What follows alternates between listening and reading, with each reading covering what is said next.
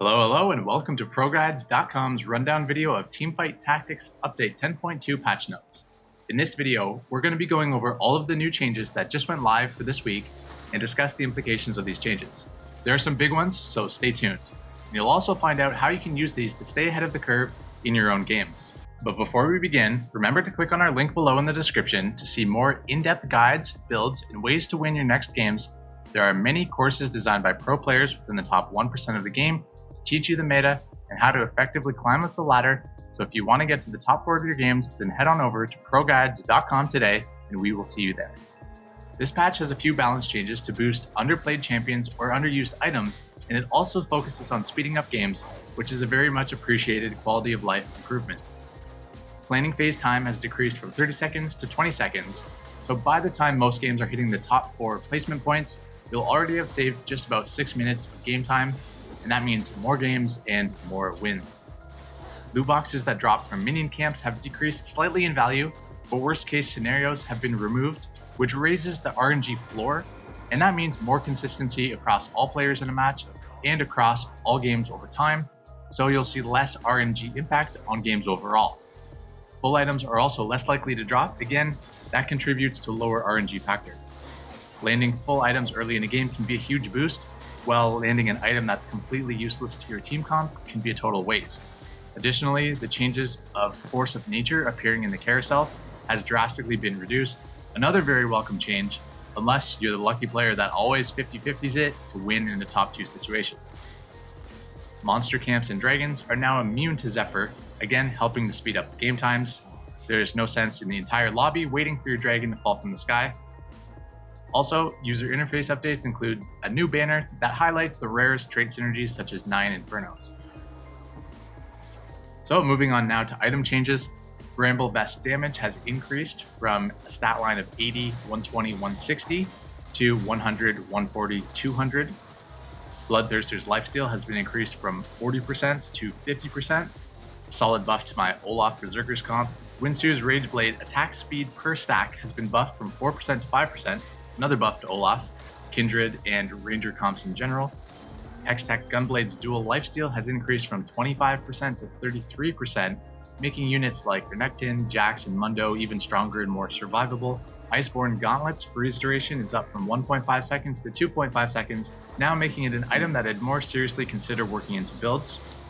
Locket of the Iron Solari's shield value has been notched up a touch when it's held by a 3-star unit, adding 50 points of effective shield from 30 to 150, and it remains the same at lower levels. Luden's echo damage has also been increased from 120, 160, 200 to 125, 175, 250, a solid buff to round out a sweeping series of item buffs with no nerfs so far. So we'll see tons of damage out there. There are a few trait changes this patch. First up is the Assassin class, which sees its critical strike bonus damage increased from 50% and 150% to 65% and 225% at the top synergy level. Next up is Blade Masters, who can no longer store extra attacks in some instances, which now makes it impossible for champions to, quote, go infinite off their auto attacks. Additionally, their chance to receive extra auto attacks has been nerfed from 40% to 35%, taking a fair bit of power off of the very strong Sivir and Friends comp and the Blade Master Azir comps that we're seeing a lot of gameplay. Next is a very big change to the Warden's class. When you build 6 Wardens, now they will each receive an armor bonus of 1000%, 10x bonus armor on top, making extremely strong frontline comps or protected carried comps even better. I'm already thinking about turning Olaf into a Warden with Warden's Mail and running some Mystics for magic resist, throwing a double Bloodthirster and Infinity Edge or Gwynsu's on there for some insane 1v9s. To give some other comps some counterplay against this huge buff to Wardens, Desert synergies are now stronger at the top end, though lower in the mid game, with a change from 50% and 90% for 2 and 4 deserts respectively, to 40% and 100% reduction.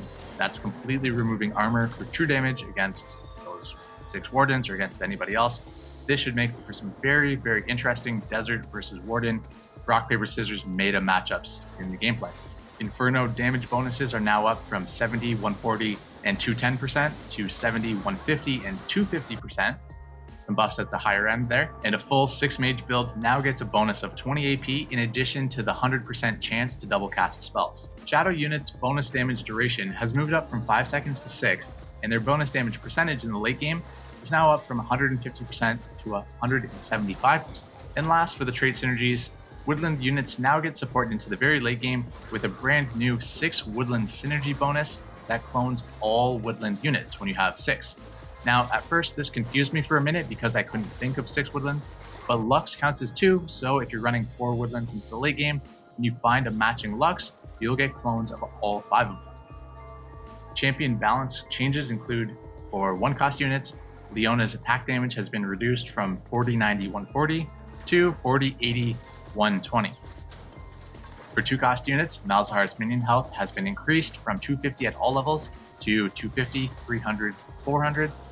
For the 3 cost units, Ezreal's health has increased from 600 to 650, and his ability damage has been buffed about 10% from 200, 400, 800 to 225, 450, and 900.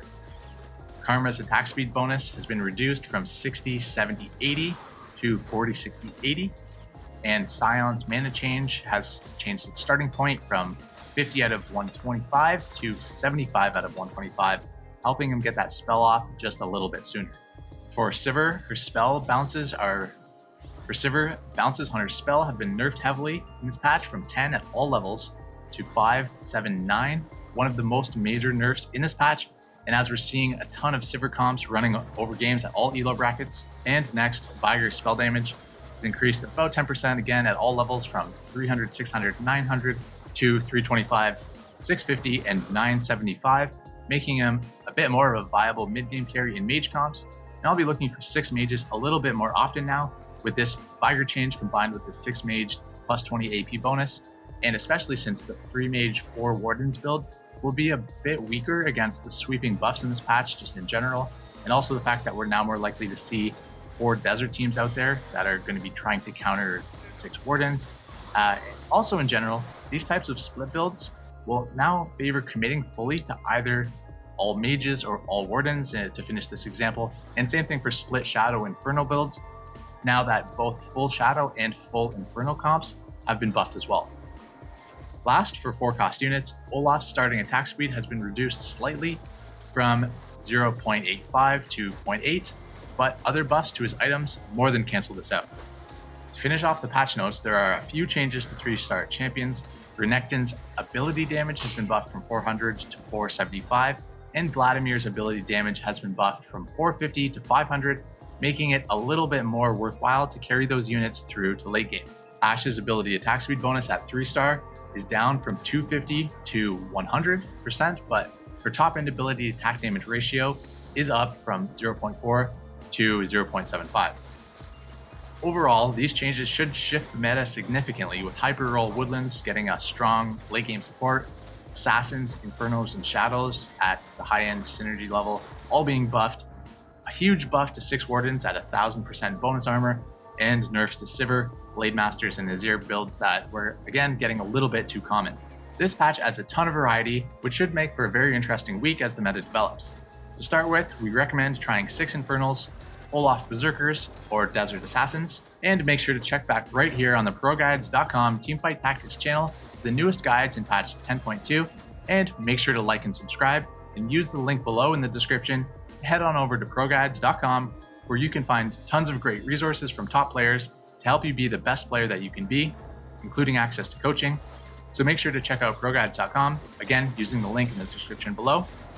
Cheers, and we'll see you next time.